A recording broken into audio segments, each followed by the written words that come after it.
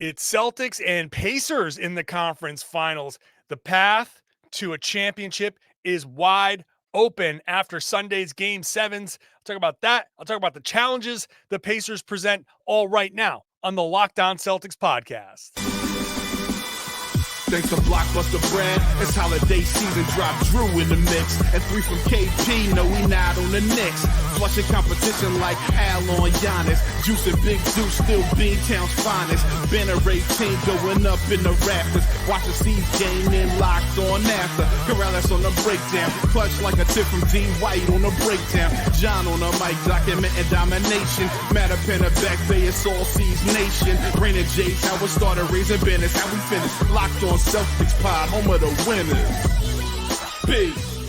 Hey there, welcome back to the Locked On Celtics podcast, right here on the Locked On Podcast Network, where it's your team every day, and I got you covered every Monday through Friday, plus bonus podcasts on the weekend, like when they play on a Saturday in Indiana, where I'll be, so you'll get a bonus podcast that day too. So make sure you subscribe wherever you get your podcasts, Spotify, Apple Podcasts, wherever. Watch the show on YouTube, ring the bell, get into that comment section. Let me know what you think about the Celtics and the Pacers.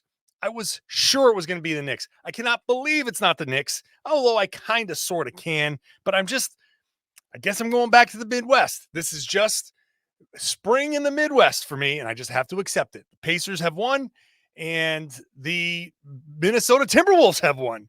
I'll get to all of this stuff. I'll get to how this is a wide open East, the challenges that the Pacers present, all of that stuff. That's all coming up in just a second. I'm John Karalis, by the way. If you're new to the show, I used to play a long time ago. Now I'm a beat writer covering the Celtics.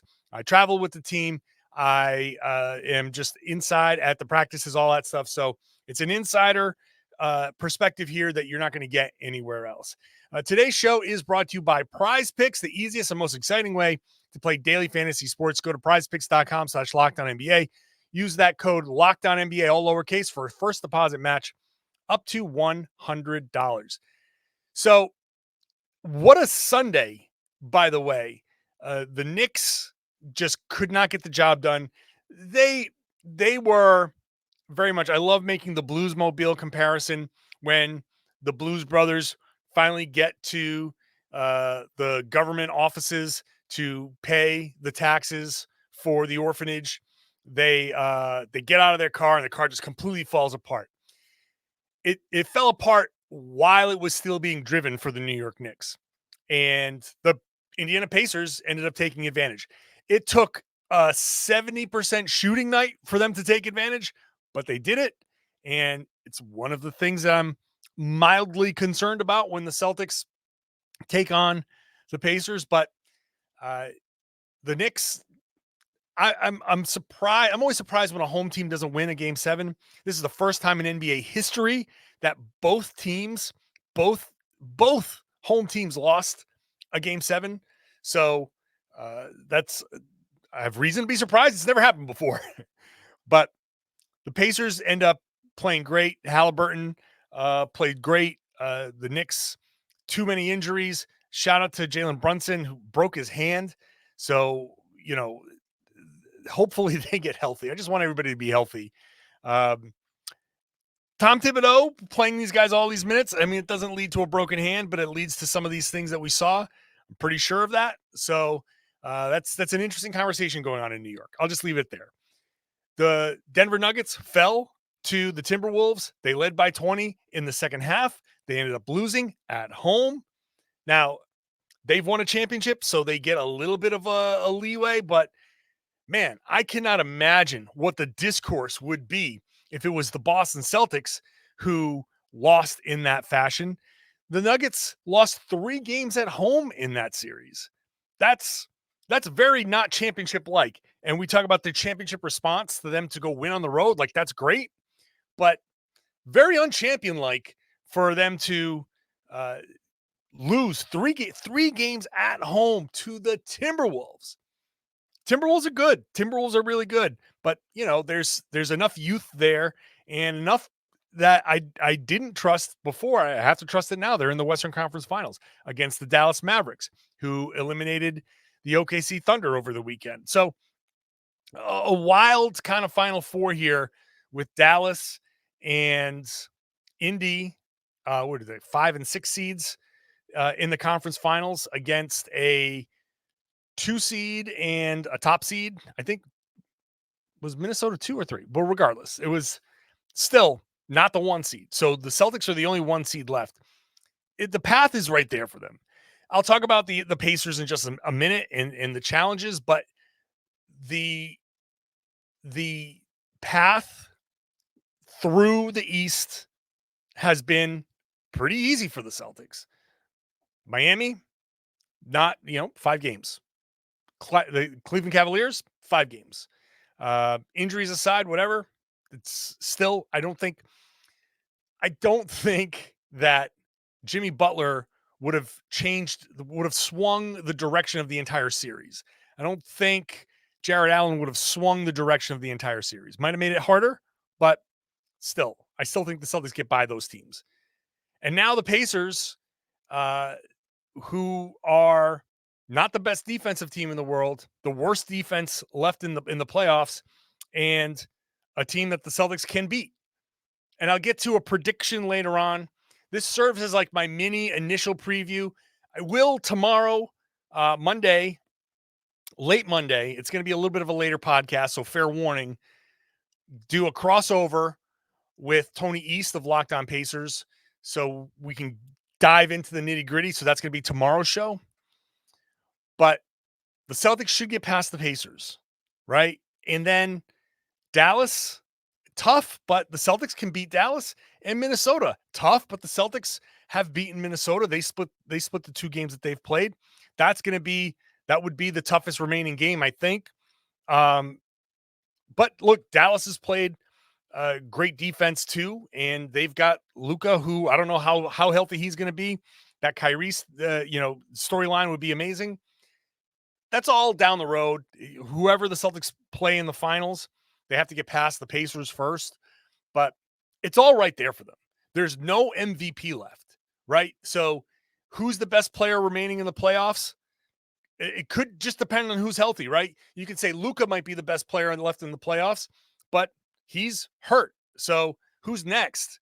Right? Wherever you go with this, you can say Tatum is the best player remaining in the playoffs. You can kind of say Haliburton, is he the best player? I mean, not the way he's playing right now. Is it Kyrie? No, I don't think so. But he can stake a claim. There are certainly people who will stake that claim and can make a convincing argument. I get it. So, but the point is, there's no definitive, this is the consensus best player left in the playoffs. One of these guys, Anthony Edwards, right? One of these guys is going to win, and that's going to change the entire course of this player's career, whoever it is.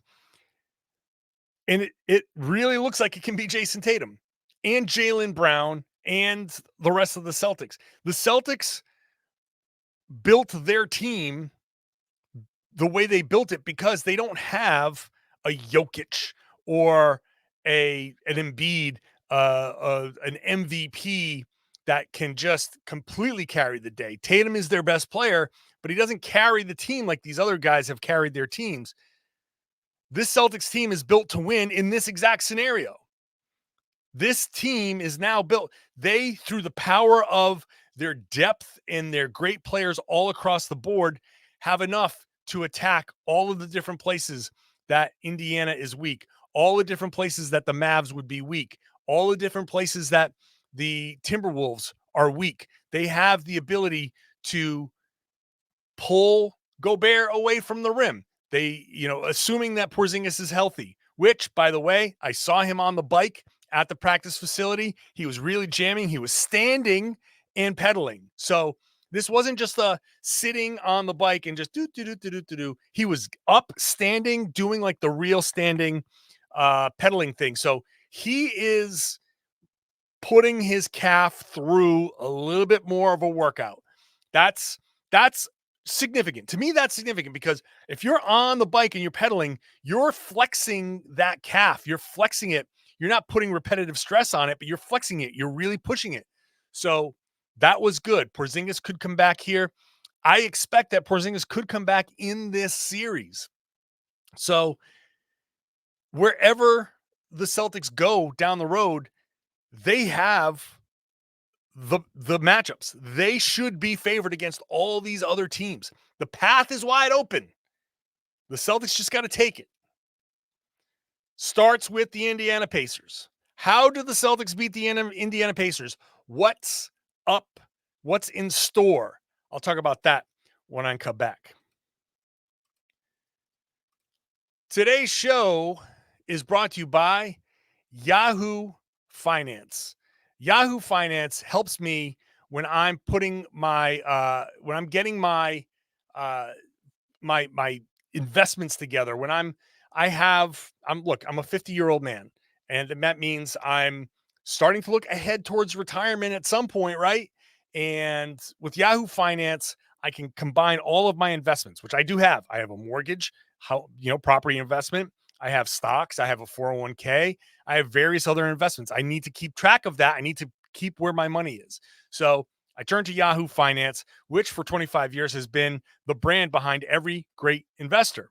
Whether you're a seasoned investor or looking for some extra guidance, Yahoo Finance gives you all the tools and data you need in one place. And they're the #1 finance destination, which produces a holistic look at the financial news cycle that includes breaking news, original editorial perspectives, analyst ratings, independent research, customizable charts, so much more. You can securely link your brokerage accounts for a unified view of your wealth, right? Your 401k, your other investments. You can put it all there on the same page to get a comprehensive perspective of what sets apart great investors. It's how Yahoo Finance ensures that you have insight to look into your wealth in its entirety. So for comprehensive financial analysis and news, visit the brand behind every great investor, yahoofinance.com, the #1 financial destination, yahoofinance.com. That's yahoofinance.com.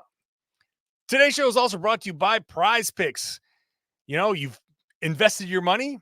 Maybe you can have some fun with your money by playing daily fantasy sports on Prize Picks, America's #1 sports app. There's more than 3 million members on Prize Picks. You're not playing against them. You're playing against projections that Prize Picks sets. So go head on over to Prize Picks. You can now win up to 100 times your money on Prize Picks with as few as 4 correct picks. So you can turn $10 into $1,000 with basketball, hockey, college sports. It's all there. International sports on America's #1 fantasy sports app. It's the best way to get into the action. So go check it out. You can test your skills this postseason. You can test your skills against famous people in their community plays under the promos tab. So you can go check it out and play against some big names. Quick withdrawals, easy gameplay, an enormous selection of players and stat types. That's what makes Prize Picks the #1 fantasy sports app. Download the app today. Use the code LOCKEDONNBA for a first deposit match up to $100. That's LOCKEDONNBA when you download the Prize Picks app for a first deposit match up to $100. Prize Picks. Pick more, pick less. It's that easy. Thanks for making Locked On Celtics your first listen every day. Go check out Locked On Sports Today, streaming 24/7, wherever on YouTube, on the Amazon Fire TV channels app. Go check it out. Forget about the ESPN and Fox Sports and all of that stuff. Check out Locked On Sports Today. Just put it on, leave it on. You get all the big stories, all the big conversation with people who are meaningful in what they say. They're intentional in what they say, to borrow phrases from Joe Mazzulla. The Celtics did have practice on Sunday, and I was there, and they are getting themselves together here. They didn't know their opponent. They had 6 days off, 5 days off, and 5 days off ahead of each of their playoff series. This is incredible. They have an opportunity to have another 4 or 5 days off if they can handle the Pacers in short order. Can they do it? How do they do it? So the biggest challenge, I think the very first thing, like #1, it's Tyrese Haliburton. And how does Tyrese Haliburton play in this series? He's had some ups, he's had some downs. He, in the beginning of the year, bounced the Celtics out of the play-in tournament, if we remember that. He didn't play in the first game against the Celtics, and they blew the Pacers out by like 50. Then they played in the in-season tournament, and he basically eliminated the Celtics himself. Then he gets hurt against the Celtics in that crazy game where Jaylen There's a foul, a challenge that the Celtics lost, and because they lost that challenge, they couldn't challenge the foul on Kristaps Porzingis, which later in the last 2-minute report was shown to be no foul. So they would have won that challenge or should have won that challenge. Anyway, after that injury, Haliburton's been kind of like iffy. Before the injury, this is January 8th. Before the injury, 23.5 points per game, almost 50% shooting, 40% shooting from three, 12.5 assists. After the injury, remember, he was out for a while. He tried coming back, and then he couldn't, and then he was out for a while. This is a hamstring injury. It was really bad. Since he came back in like February, regular season, 16.5 points, 45.5% shooting, 32 and change percent from three, and 9.5 assists. In the playoffs, it's gone to 18.8, 49% shooting, 37.5% from three, and 8 assists. So he's still not at that level of where he was back before the injury, back when he was like lighting the world on fire. You remember that when the play-in tournament, that was his kind of moment. And this was going to be the year of Tyrese Haliburton. He was going to get MVP buzz. That he was getting that kind of like, it was the spotlight was on him. He was embracing it. The hamstring injury really derailed all of that, and he kind of fell out of everything. He might not even make an All-NBA team now. Probably shouldn't, but that initial burst was so great. If they get any semblance of that, this is going to be a tough series, right? I do believe the Celtics should win and could win easily, but the number one thing here is if Haliburton comes back and is anywhere close to what he was prior to the injury, and we saw some of that in the playoffs, it just hasn't been consistent. He's had his ups and downs, and it makes me wonder how the Celtics are going to defend him. And I've taken a closer look in that, and I'll put together my preview for Boston Sports Journal Tuesday morning, and we'll get a better look at how the Celtics will defend him and how he can be exploited. But the bottom line is he's their best player. And if he can match what the Celtics best players do and be that kind of mano-a-mano kind of guy who duels with Boston's best players, then the Pacers, now their chances of winning this series increase significantly. Now, I talked about Porzingis, and I don't think the Celtics need Porzingis in this series to make to eliminate the Pacers. It would be helpful, right? It'd be nice. And it's not talked about enough where the Celtics went through that Cavs series without Porzingis. When things got a little dicey, you could always throw the ball to Porzingis, right? In those games 4 and 5, when it was like, hey, the Celtics look a little disjointed. Whenever the Celtics have looked disjointed over the course of the regular season, you could kind of throw it into Porzingis and say, hey, all right, you get the post-up matchup. We're going to run things through you. And maybe you just run a little backdoor off of Porzingis post-up, and him and Jaylen Brown have that real great chemistry, and they can connect on a play and just kind of settle things down. And that wasn't around. So not that, look, again, the Celtics won those series in 5, right? So it didn't matter necessarily, but it would have been nice. Maybe game 2 doesn't happen the same way, or maybe game 5 goes a little bit more, smoothly. So it's nice to have Porzingis. And if they can get him back, and I'll just say it this way, if he's 100% healthy and ready to play, then play him. Once he gets to 100%, that's it. There's no 110. There's no 120. There's no, hey, let's just let him heal a little bit more. There's a point where he's fully healed and there's no more healing to do. So if you can get to that point in this series, and even if it's, let's just say it's 3-0 and Porzingis is fully healed, then you know what you do? You bring him back, you play him, and you play him with a minutes restriction. You treat it like a regular season.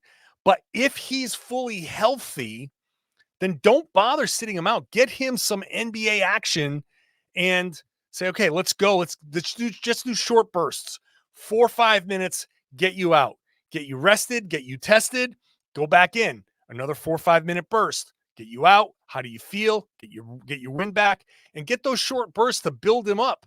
Because anytime you can, there's no duplicating NBA basketball, playoff basketball. You can't duplicate that in a practice situation. So if he's fully healthy, if he's fully healed, no matter where the series is, bring him back. Now, if he's not, then then don't push it. Right? If it's 3-0 and he's like, no, I can give it a shot. No. Don't give it a shot. Get fully healthy. It's all about being fully healthy. But once he's that, then I'm all for it becomes, I can't believe that we're talking about the conference finals in terms like this, but it becomes get him some reps and use it as a sort of like pseudo training camp for the NBA finals. So that's the Porzingis thing. Let's get into the Boston offense versus the Pacers defense and vice versa, and how I think this series is going to go. My initial thoughts on how this series could go. We'll talk about that in just a second. Today's show is brought to you by FanDuel. FanDuel, it's America's #1 sports book, and it's winner take all time here in the NBA and the NHL. FanDuel is giving you a shot to bring home a big win of your own. All you got to do as a new customer, go down to this, what you see on the screen, FanDuel.com/lockedon. Sign up there. Once you do that, you make a $5 bet. If it wins, you get $150 in bonus bets. It's very simple.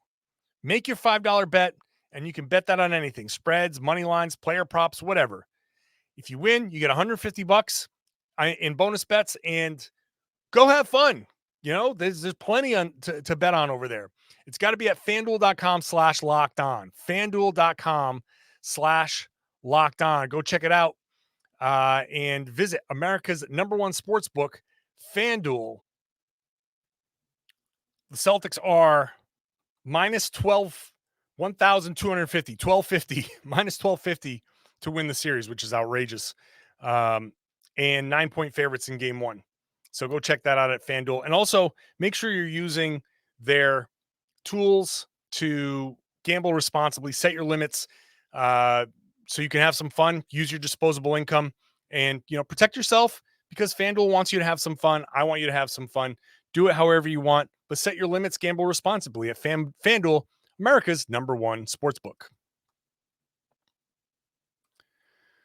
Thanks for making Locked On Celtics your first listen every day. Go check out Locked On NBA, where we've got rotating hosts all week long. And because the Celtics are playing on Tuesday night, I don't think I'll be able to hop on to Locked On NBA, but that's all right. Jake Madison will get a very worthy co-host, and they'll give you a different perspective on Celtics Pacers game 1. So go check it out wherever you get your podcasts, watch a show on YouTube. Okay. The couple other things that I want to get to, and again, tomorrow I'll do a crossover show with Tony East of Locked On Pacers.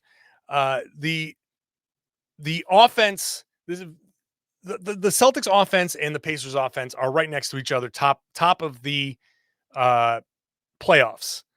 But the defense is very different. The defense is the Celtics are 3rd defensively, and the Pacers are 13th.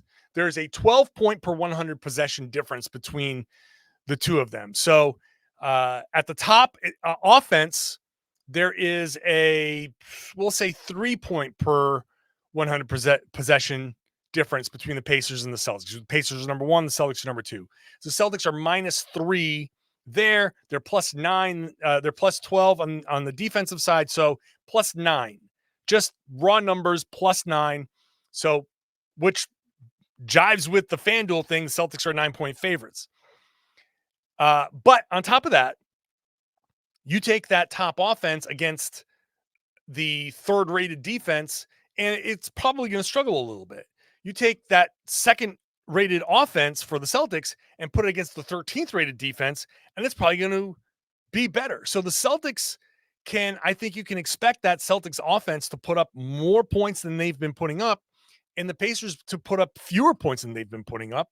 So the offense versus defense matchup, the Celtics just have to execute on offense. They have to play with that pace. They have to play with that good speed, that good ball movement. They have to find the matchups that they're trying to attack and attack it quickly so they have options. There's no need to slow the game down. There's no need to, you can control the pace and play at a higher tempo, even though the Pacers like to play at that pace. That's something that the Celtics can thrive in, and they can attack that Pacers defense with regularity. And I don't know that the Pacers can attack the Celtics defense the same way. Now, Al Horford's going to be a very important part of this. The Pacers are going to look at that Cavs series and say, look, we're willing to roll the dice on one Al Horford game versus 2-3 where he's not hitting shots. We're willing to roll the dice on that. We're going to leave Al Horford open. This is going to be a big test for Al Horford again. The 5 days off certainly helps, and he's going to have to shoot and, take and make shots. You can't have too high a variance between him, the shots going in and not. Can they win without Horford making shots? Yeah, of course. But he has to be aware of how he's being played. He has to take the shots that are there. But the Celtics also have to be aware, like, if Miles Turner is going to start on Al Horford and he is going to just be a helper, how do you take advantage of that? And maybe there are ways to switch Horford onto somebody else before before you run your actions, and see if you can get Turner to have to make a decision, right? Like, if you're running some off-ball actions on the weak side and Tatum and whomever are running actions, with the ball, running a pick and roll, and Horford's not involved, so Turner is sitting there waiting to help. So maybe you run a dummy action where Turner doesn't end up on Horford, and then you use that guy to set the pick, and then you attack Turner that way, and you get him, away from the basket, and you drive, and then you kick, and you're not relying on Al Horford threes. You're getting the 3-pointers to somebody like Jaylen Brown or Derek White or Drew Holiday or somebody else who's a little bit more reliable in the playoffs. But it doesn't matter. However the Celtics handle that, there's going to be plenty of opportunity for Al Horford. So how the Celtics attack a weak Pacers defense, that's going to be very interesting. It can't just be we're going to matchup hunt, because they do have some decent defenders on there, and going just one-on-one, that's not going to be the way to do it. The Celtics have to move the ball. They have to play with good pace and trust that the ball movement, attacking early in the shot clock so you can get multiple bites at the apple. That's how they're going to take advantage of a weak Pacers defense. They have to buckle down and defend and really make sure they're clearing the boards, they're preventing offensive rebounds, that they are getting out into transition, scoring, coming back, setting their defense. That's the whole thing. The offensive execution for the Celtics has to be there so they can get back and set their defense. And when they set their defense, you limit them to one shot. And that should be the simple formula for winning this series. I think the Celtics are going to win this series. I don't think it's going to be a sweep, although a sweep is possible. The Celtics are going to be favored in every one of these games, provided that there's no further injury to anybody. Each individual game Boston will be favored. So that means a sweep is possible. I don't expect a sweep. I think the Celtics are good enough to win this in 5, but also, okay, there's going to be a game where the Celtics probably don't have it. So that's 5. Okay. I'm not going to pick the Celtics in 5 because then there's also the possibility of the Pacers doing what they did against New York, which is hit 70% of their shots. I don't think the Celtics are going to give up 70% shooting, but 50% shooting, there's going to be the biggest the biggest thing to worry about with the Pacers is shooting variance. And the Celtics can play great and the Pacers can still hit a bunch of shots. And if that happens, they're going to win a game just based on their shooting. They're capable of out shooting the Celtics for sure. So taking into account a Boston stinker, a Pacers outlier shooting performance, I'm going to say Celtics in 6. The Pacers are bad on the road. The Celtics should protect home court. Now, the Pacers are 6-0 at home, but the Celtics are 4-0 on the road. I think the Celtics are good enough to win one of these games on the road. Now, does that mean Celtics in 5? Or the Celtics going to have to go back? Are they going to lose game 5 at home and have to go back game 6? I don't know how it's going to work out. I don't know how it's going to break down. But I'm going to say Celtics in 6. It should be 5. And I wouldn't be surprised if it's 5. But knowing the Celtics and knowing the Pacers, I'm going to say Celtics in 6. And that, whenever you make a prediction, like, it could go one game either way, right? So does that mean a potential game 7? Yeah, it does mean a potential game 7. This should be not another easy series, but if the Celtics, I would not be surprised if they win it in 5. If they go and they execute the way they should offensively, and if their defense is on point, they could do it. They could sweep, and that would take just no outlier shooting from the Pacers and a kind of bad Haliburton series, which this is his first conference finals. It could be. They could just stink. It's entirely possible they could just stink. But it's also entirely possible that they don't know any better and they'll just come out and they'll play free because everybody's going to be picking Boston and they'll be like, hey, we got nothing to lose. And they can play free and they can make it a 7-game series. I still think Boston's going to win. I'm going to say Boston in 6. I want to say Boston in 5. But I'm giving them a little bit of credit and giving Boston a little bit of the, okay, I know you're probably going to blow one. So again, tomorrow, crossover podcast previewing the full preview series. So you'll get the Pacers perspective on this and see what they think in Indiana. So make sure you're subscribed to get that. Watch the show on YouTube, get into the comment section. Let me know what you think of what I just said about this. Sorry that there's no mailbag. I know I try to do mailbags here, but we're in the conference finals. We're in the playoffs. So I apologize for that. Hopefully I answered some of the questions that maybe you're thinking of organically within this podcast, but I will answer questions at some point. So thank you for listening. Thank you for watching. I would love it if you share the podcast and spread the word. Tell everybody they should be listening to and watching the Locked On Celtics podcast right here on the Locked On Podcast Network. It's your team every day.